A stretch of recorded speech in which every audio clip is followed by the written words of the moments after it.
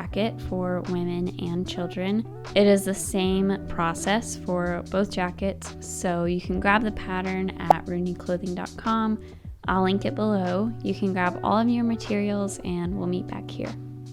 Whether you're doing a PDF pattern and printing out the papers, taping them together, or tracing from a paper pattern that you've received in the mail, you can find both of those on our website and just go through the process of cutting out your pattern on paper and then cutting it out on your fabric.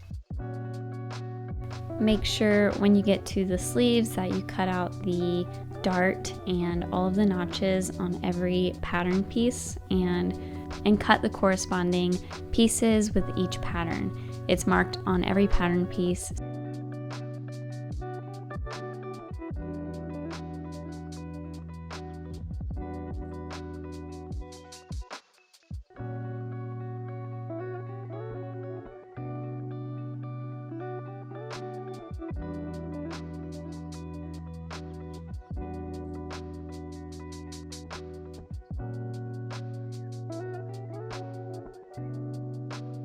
You'll also want to mark the placement of the pockets and the buttons. To mark the pockets, I just used a water-soluble pen.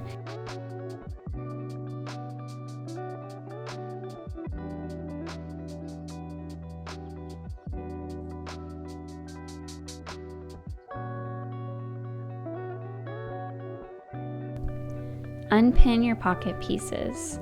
Find the long diagonal side and with an iron, fold and press the edge 1/2 inch towards the wrong side of the fabric. Keeping your 1/2 inch fold this again 1 inch.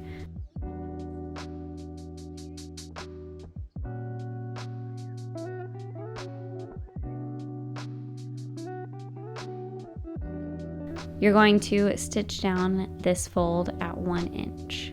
This will be the finished edge of your pocket opening, so I like to make sure everything's lined up and make sure it looks nice. When I'm marking the seam allowances and the folds by 1/2 inches or inches, I like to use this little ruler for seam allowances, especially with this pattern, to make something that is symmetrical on both sides. When you use a little ruler like this, it's just going to make a world of a difference when you're following all the exact seam allowances and measurements. Next, fold the rest of your pocket edges at 1/2 inch towards the wrong side of your fabric. You can now set these aside. Grab your front pieces and lay them out in front of you so they mirror each other. With the right sides facing up, make sure the pocket placements are marked. Then you can pin your pockets to the front pieces.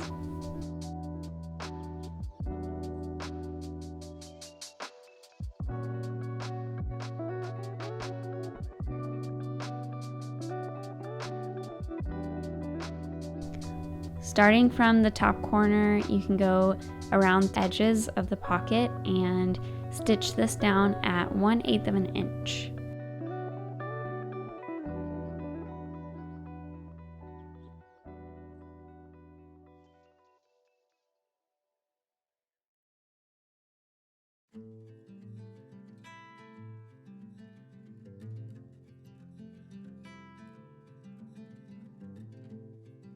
Now unpin your back pieces. With the right sides together, use your center back notch as a guide and sew your back pieces together at 1/2 inch.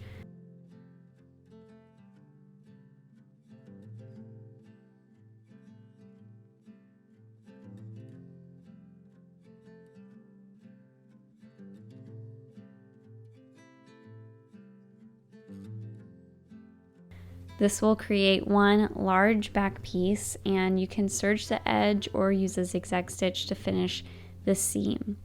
You can press it to one side, and then you're going to create 2 rows of gather stitches.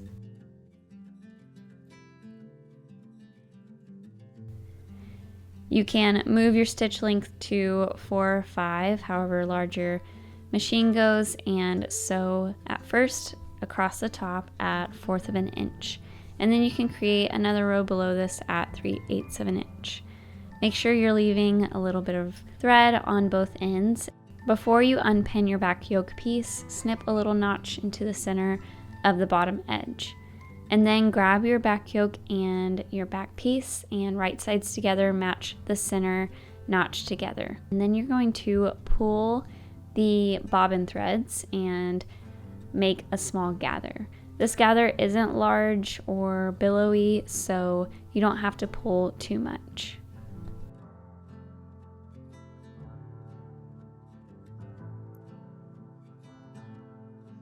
Using the gathers that you just made, you can pull the back piece until it matches the back yoke. Match up the edges, pin them in place, and then you're going to stitch it at 1/2 inch. Make sure you're moving your stitch length back down to its original length.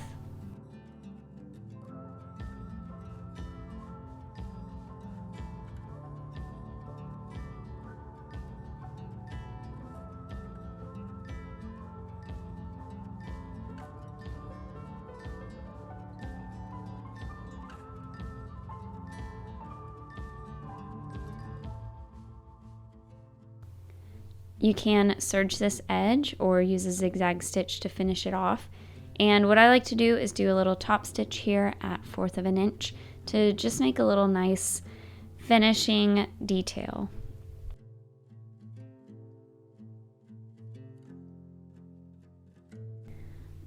Now grab your front and back pieces, and with the right sides together, you're going to match the shoulders together and stitch at 1/2 inch. You can finish this according to how you're finishing all of your seams. Now unpin your sleeves. Right sides together, stitch your darts closed at 1/2 inch. You're going to taper off at a point once you get to the end of the dart. So what I like to do is just, when I get halfway, move my stitch length lower and lower till I can just run off the edge of the fabric. And I won't do a back stitch here because that might make it look a little sloppy.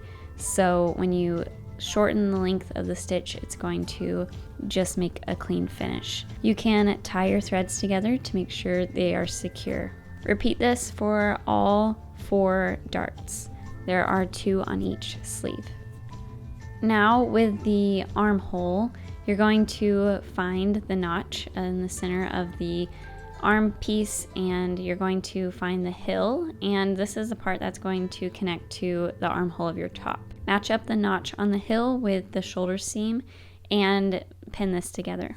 Next, pin the edges of the armhole and the arm sleeve together, and then add any additional pins between these pins. Sew the sleeve at 1/2 inch and finish the edge. This is another opportunity to do a top stitch at 1/4 inch if you would like to just add this little detail. Right sides together, pin your front and back side seam together on both sides of your top. Match the corner of the sleeve edge, armpit sleeve, and the corners of the bottom portion of your jacket. You're going to stop where the odd rectangle is on the bottom of the front and back pieces, and you're going to sew along this entire side seam from the arm to the bottom of the jacket at 1/2 inch. Make sure you stop 1/2 inch into the top of the slit. That's where the rectangle is that will finish later. Finish off the side seam with a serger or zigzag stitch.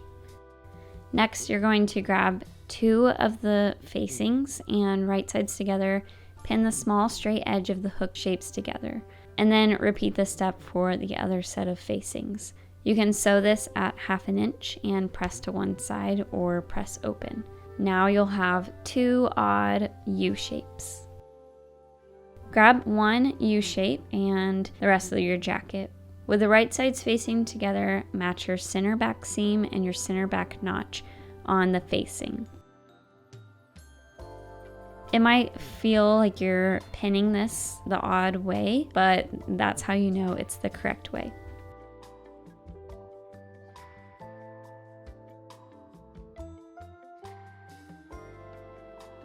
Sew this together at 1/2 inch.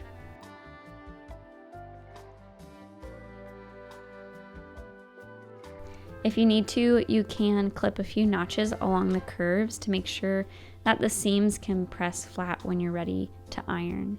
Take your remaining facing and with the right sides facing together, pin the U-shapes together. It's easy when you match the notches, the seams, and the bottom corners.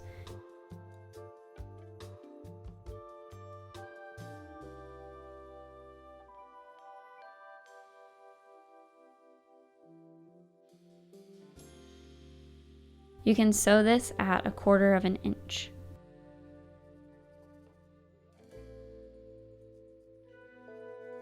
Make sure you do the next steps in the correct order. So you're going to fold and press the bottom edge of your entire jacket up 1/4 of an inch towards the inside of the jacket. Flip your sewn facing to the right sides are facing together. Along the bottom of your facing, sew your bottom edge at 1 inch.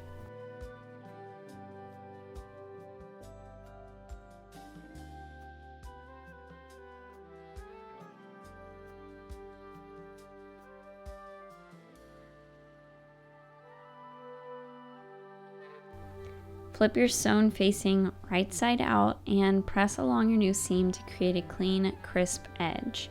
You might want to use like a sharp object to point out the bottom edge. After you repeat this on the other side, you can finish the facings. So to do this, there's a few options.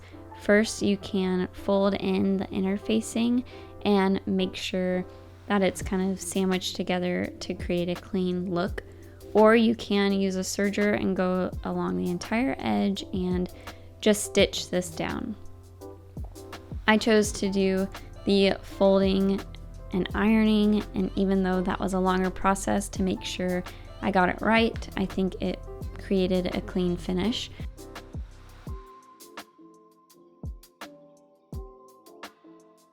Now you can top stitch the facing to make sure everything is super clean. I would just go slow here, especially around the curves, to make sure you're picking up the facing on the inside of the jacket.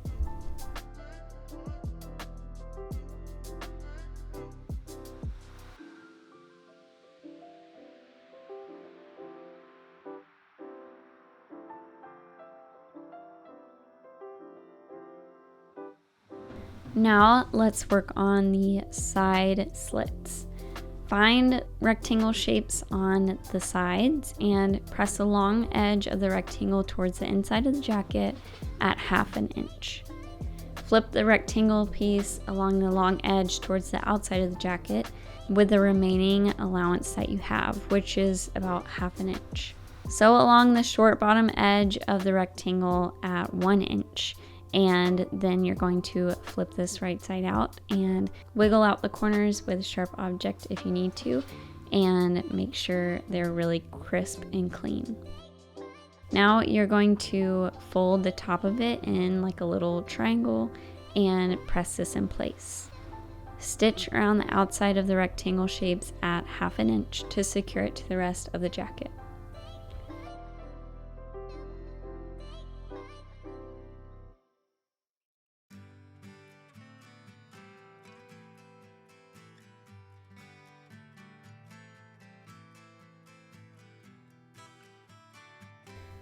Press the bottom hem towards the inside of your jacket at 1 inch and stitch down along the entire bottom of the jacket.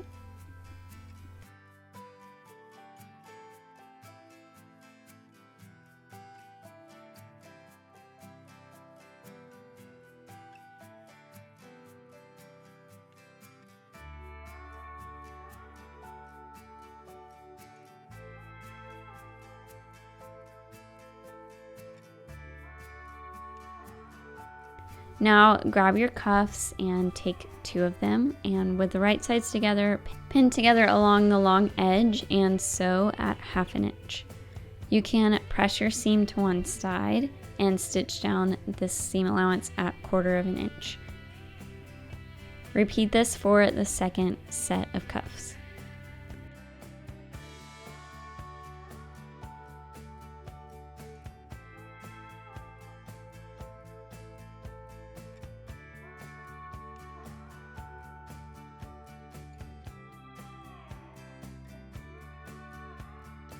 The outside is the one without the top stitch. So you're going to take the right sides together and shimmy the cuff inside the sleeve and match the outsides together. Make sure your seam is matched up well. Pin this in place and stitch along the entire edge of the cuff at 1/2 inch.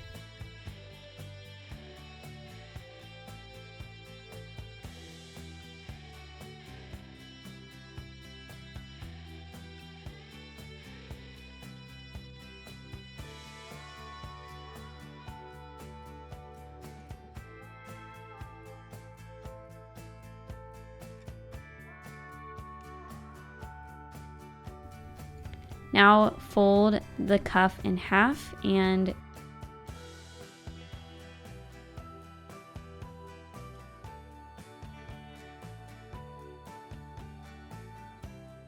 turn the sleeve inside out.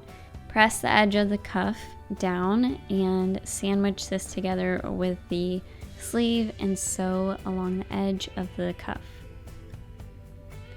You can do a top stitch along the outside of the cuff to make sure you're catching the inside fabric, and this will make a clean finish.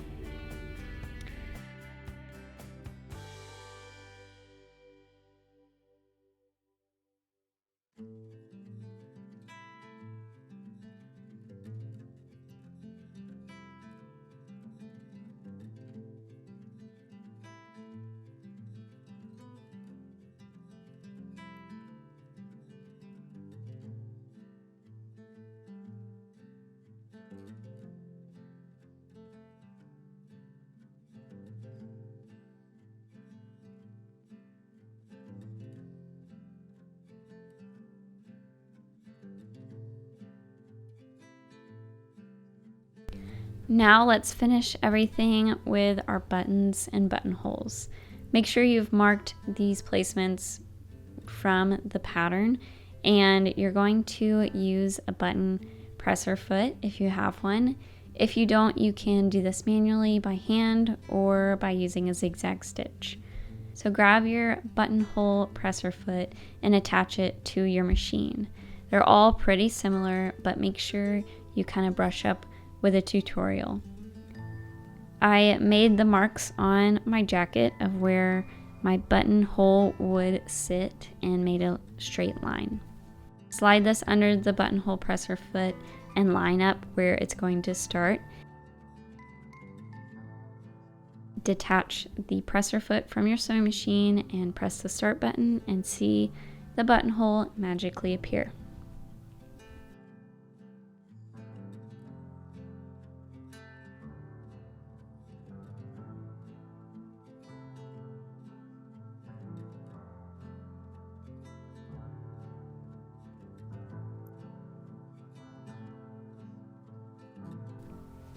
Add a pin to the top of the buttonhole that you just made and use a seam ripper to open it.